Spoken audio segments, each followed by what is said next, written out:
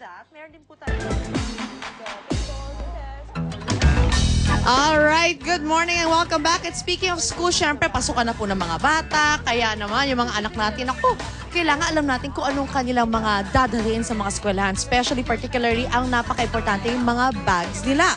So, of course, ang kanilang favorite, ngayon nauuso talaga for the past few years ang mga backpack kasi nga, mas mabilis for them to carry their stuff. Anyway, pero alam niyo po ba kung ano yung, kumbaga kung alam niyo ba na minsan kung hindi tama ang paggamit ng backpack ay maaaring makasama ito sa health ng inyong mga anak. Ngayon, para malaman natin ang mga detalye tungkol dyan, kasama po natin ngayong umaga si Dr. Paul Atienza, Ortho Spine Specialist po siya. Good morning, Doc. Yes, good morning, Lynn. We're here to talk about sa mga backpack sa mga bata. Yes, I'm very interested kasi yung mga bata ngayon, pabigat yung mga libro nila, pakapal, parami mga libro. So, una-una, makakasama nga ba talaga ang paggamit ng backpack ng mali sa mga bata? Opo.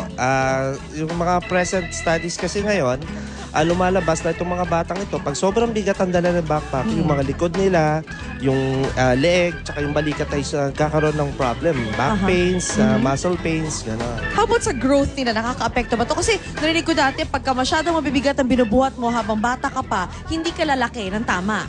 Hindi ka raw tatangkad, they say. Is it true? Actually, hindi naman. Kasi when you have yung backpack niya, sobrang bigat, sobrang once tinanggal siya, nakaka-recover naman din yung nila, body nila. Okay. Hindi siya permanent. Hindi permanente yung effect niya. Pero ano po ba yung tamang bigat ng backpack? For example, yung mga grade 1, for example, mga 60-pounder sila o 60 pounds sila. So ano ba ang dapat na bigat ang carry nila? Mga 10 pounds, ganun? Siguro hindi naman, di ba?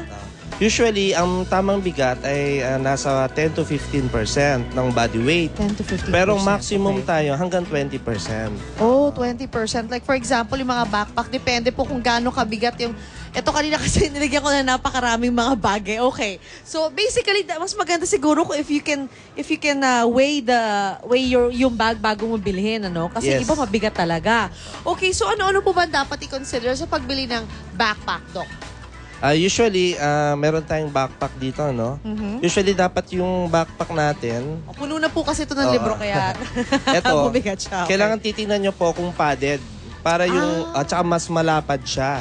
Kasi kung marcated lang siya, tapos hindi padded, pag dito natin nilagay, sobrang bigat, naiipit yung mga nerves sa kilikili ng bata. Babaon sa mga shoulders nila. Makikita nyo siya, pag galing sa school, pag uwi ng bata sa bahay, pag tinanggal mo yung backpack, may red marks. Oo, markado na sila. So, ibig sabihin, may pressure. Mali yun.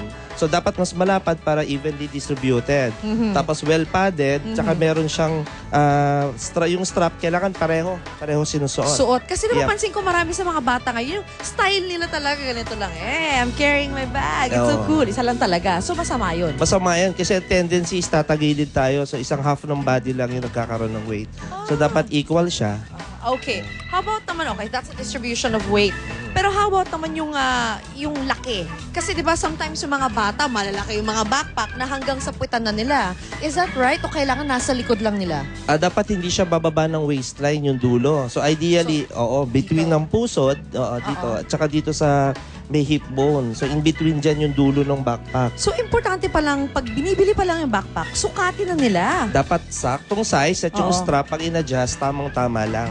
Paano yung Doc, yung nauuso ngayon naman, di ba? Aside from backpack, mas nauuso na rin ngayon yung mga merong hila-hila, tama ba? Is it good also? This is better kasi, syempre, pag masyadong mabigat na yung dala nila, so hihilahin na lang nila ito, hindi na advice na buhatin. Ang problem lang dito, ang magiging isang problem din dito, pag ang school nila, second floor, third floor, going up, going down, so, kailangan din nilang buhatin ito.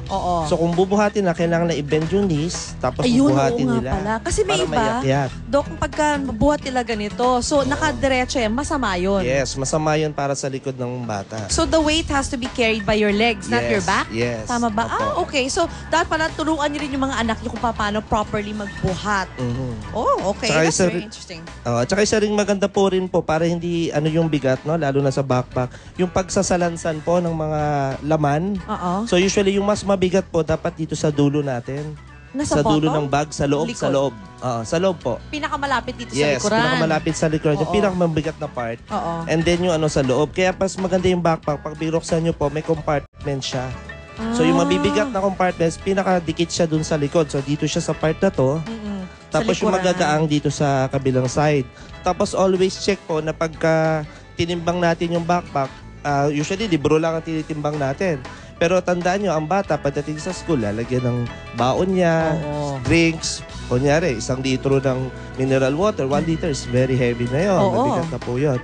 So dapat, i-check din natin yung mga nilalagay ng bata. Pag uwi sa bahay, may nilagay na laruan, hindi mo chinek, then the next day, meron na, padagdag weight na naman yun. Okay, last question, Doc. Scoliosis. Nakaka-cause ba ng scoliosis ang pagdala ng mabibigat na backpacks? Actually, hindi po. Hindi Wala. po siya naka-effect. Okay, walang kinalaman pala. Okay, maraming salamat, Dr. Paul Atienza. Ayan po mga kapuso, sana po may napulot kayong mga mahalaga impormasyon sa tamang pagpili ng backpack at paggamit para sa inyong mga anak. Diyan lang po kayo balik agad ang unang hirit.